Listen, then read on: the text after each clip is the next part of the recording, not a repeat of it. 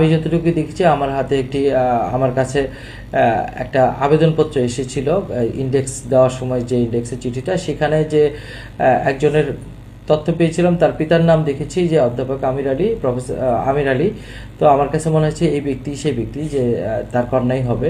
তো নিশ্চয়ই যেহেতু ডিমলা বা নীলফামারী থেকে একজনই সেখানে চাকরি পাচ্ছে, বা এটা আমাদের ভিতরে কোনো পরীক্ষা হয় নাই বা কোনো কিছু হয়নি, আর আমাদের কাছে একটু অস্বাভাবিক লাগছে যে 4ই আগস্ট, যে সময়টা হচ্ছে আপনারা জানেন জুলাই গণ অভ্যুত্থানের আন্দোলন একদম তুঙ্গে, সরকার পতনের একদিন আগের ঘটনা, সেই সময় যে অবস্থা, সেই সময় একটি মিটিং হয়েছে কিনা এটা নিয়ে সন্দেহান রয়েছে।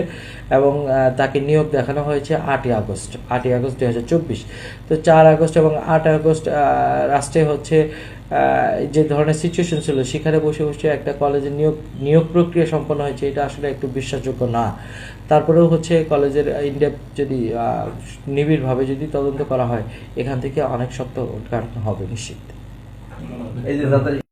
যেহেতু মাউসি আমার নির্দিষ্ট তার কর্তৃপক্ষ রয়েছে, নিশ্চয়ই তার কর্তৃপক্ষের কাছে যে এই বিষয়ে যদি তদন্তের জন্য বা এই বিষয়ে অভিযোগ চায়, মাউসি এটাকে নিশ্চয়ই ব্যবস্থা নেবেন।